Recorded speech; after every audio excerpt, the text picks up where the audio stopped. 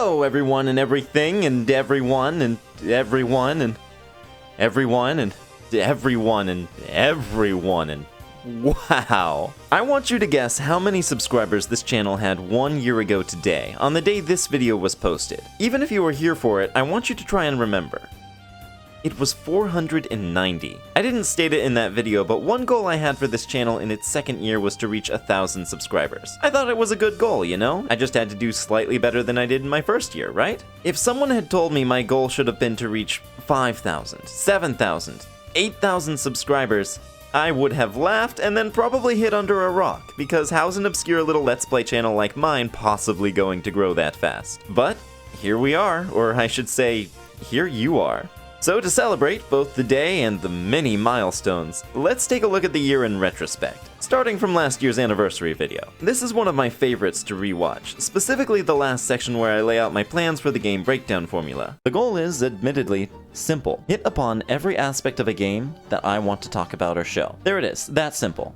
If it's a story cutscene or conversation, it gets shown. If it's a cool detail in the world or dialogue, I'll point it out. If it's a tough challenge, I'll break it down. If it's a collectible, I'll show where to find it. If there's relevant trivia to what's happening in the game, I'll share it, and so on. All cut together into a quickfire compilation, punctuated by my own commentary and observations. It's no exaggeration to say I spent weeks trying to imagine what I wanted my videos to look like. I wasn't satisfied doing Let's Plays. Frankly, YouTube isn't satisfied with Let's Plays, so I could either take my place in the rat race, or try and innovate. And I think it's really gratifying going back and hearing how clear an idea I had for how. But of course, anyone can have an idea. The question is, how well did I execute it? Now, despite the occasion, I don't want this video to get too self-congratulatory, so I'm gonna take a more restrained, objective approach. In which case, I'd say I absolutely hecking nailed it. Game Breakdown is fun, it's densely informative, functional as a guide. This is a very special feeling of my videos coming out exactly as I picture them. That's not to say there's no room for improvement, of course. I'd say I have a lot that still needs nailing down. I've determined two things specifically.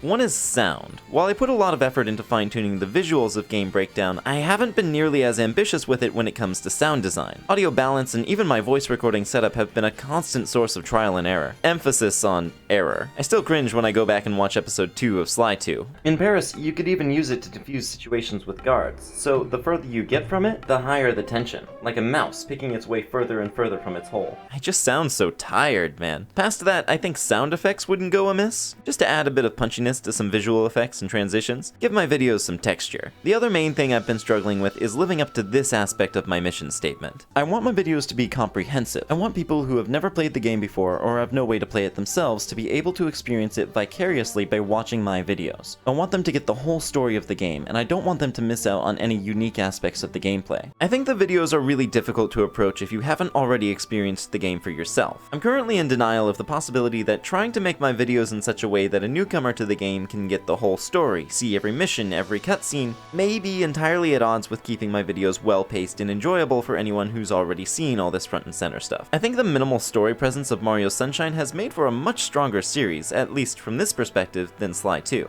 But I expect this will be a renewed struggle when I embark on a more story-driven game again. I do still have some ideas before I consider giving up on this pillar of Game Breakdown, though. The last thing I didn't exactly stick the landing on was my upload schedule. A year ago, I thought I could make an episode of Game Breakdown per week. This isn't exactly a problem to be solved, I just have to laugh at my own naivety. It turns out, between gathering footage, writing the script, and editing it all together, these videos take about an hour per minute of runtime, if I'm lucky. Still, I am improving, learning new techniques with almost every video, but statistically, that's not why you're here. Most likely, your introduction to my channel this year came in the form of one of these two videos, which is hilarious because each of these videos went from initial idea to clicking upload over the course of a single weekend. I had no notion that either one would explode the way they did, but it's definitely encouraging me to give life to any other silly one-off video ideas I may have in the future. As long as I'm here, I feel I should address some of the most common sentiments I've seen floating around since their uploads. For one, no, I did not know you could strap a frozen hunk of meat to the bottom of a hoverbike and achieve this effect, but now that I do know, I'm not gonna do that, because I also don't want my flying machine to have a hunk of frozen meat on it. It's just not my aesthetic. 2, yes, Dolphic is a cipher, and as such doesn't technically fit the definition of being its own language. And alright, fair enough. But I also think it's fair to say that this is how world builders convey the idea or feeling of another language without making it totally unapproachable to people who aren't ready to learn a new system of syntax. Like Star Wars' Arabesh, or the mini texts in the Splatoon series. If an onlooker can't read it, the immediate assumption is that it's an inscrutable language of another culture, which makes the world feel lived in, historical, and diverse. So I do feel it would be against the spirit of that not to call Dolphic the language of the Nokis. Finally, and this may be the most important, I am not the first person to figure out the symbols. I definitely didn't think I was, and at first, these swirls were just going to be another little detail among the bevy of others in Game Breakdown. But when I tried to find any mention of the translated words online, and believe me,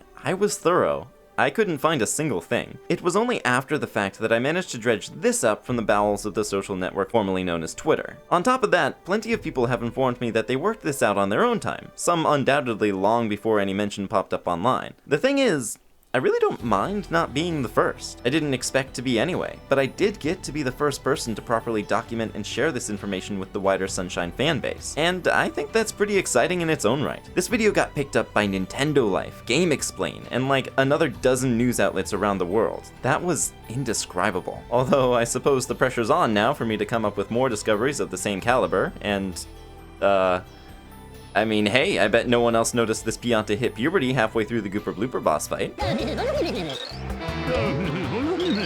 For real, I have to own up to how lucky I was that, despite how popular Sunshine is, no one made this video first. It's put more eyes on this channel in 2 months than it had in 2 years, by like a factor of 4, and I'm over the moon for that. I'm gonna keep holding a magnifying glass up to every game we cover going forward, and I can only hope I can uncover more secrets of this scale, but at the end of the day, I'm just someone who's paying an above average amount of attention. And what I uncover is entirely up to the games I play. Speaking of, at the time this video goes up, Super Mario Sunshine's only gonna be about halfway finished, but even still, I want to talk a little bit about the future of this channel. Game Breakdown is here to stay, and there's plenty more Mario to cover. Maybe someday I'll go back and check out 64, or we can head forward and do Galaxy, or Odyssey, or Wonder. But that's not what's next, and here's the rub. I have always envisioned this channel as a variety channel, and in order to realize that at this critical stage of growth, if I cover so much as 2 similar games in a row, that's it. That's my brand. That's my audience. So my hope is, if you showed up for Mario and stuck around because you enjoy my style, my humor, my editing, etc., then I believe you'll still enjoy myself when we cover Zelda, or Sora, or Sly, or whoever this is. I am as passionate for so many games as I am for Sunshine, and I'm gonna be sharing them with you all for a long time. So, in other words, I genuinely hope to see you in the next one. But until then, a couple brief announcements. I've started a community Discord channel. Link in the description if you want to come vibe with us. If I may say so, the people there are pretty freaking cool. And I've started streaming on Twitch. We're gonna start streaming today, 4 p.m. Eastern Standard Time at twitch.tv/2c_Phoenix. Yeah, apparently my name without the underscore was taken, the bastard. And we'll see how it goes. It's basically me inviting you into the game breakdown process. You can come by, share what you know about the game, convince me to try out really stupid things no one else would do, or just hang out. Link for that is also in the description. I have an ocean of people to thank for getting me this far. Anyone here on YouTube who has ever liked my videos, commented, or shared, you're legends. I've been seeing a couple of you link my videos around Reddit and Discord too, and that's insane. It's growing my channel by leaps and bounds.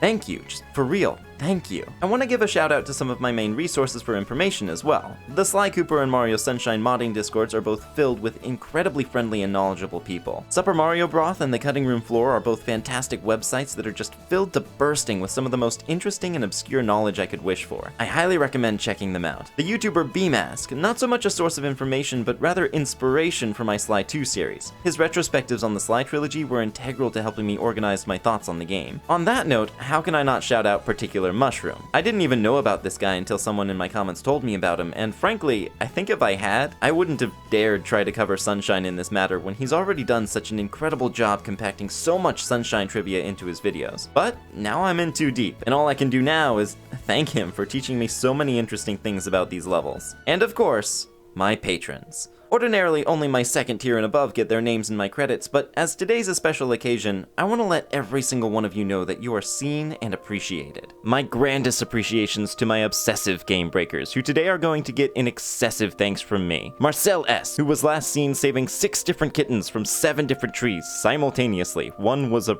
really big kitten. Drooling, who, if I'm not mistaken, got their name as a combination of the words dragon and cool, both of which have Drooling's picture next to them in the dictionary. Chris Bradell, who actually has angel wings hidden underneath their jacket, but they're too modest to show them off. And Andrew Minturn, who I hear tell managed to obtain every degree from every college in the world, except for chiropractic. Gotta leave something to strive for. Splicing this in as an addendum, I've gotten my first member of my excessive Game Breakers tier. I can't really get more excessive than that, so for today, this dude's getting some sick fanfare. Gabe R. The biggest shout out of all to you, who I heard got a gold medal at the Olympics for synchronized diving, which he managed to do by himself. He was doing that thing where he moved so fast he was phasing between 2 positions, it was insane. And of course, my comprehensive Game Breakers, who are getting an obsessive thanks this video. Hey Q Dunn, Casey Coyle, E-Mud, Chronic Dreamer, Floodstop, Tulpan Bambus, Kevzilla, Leonardo Brandau, C, Key, Munching Banana, and, of course,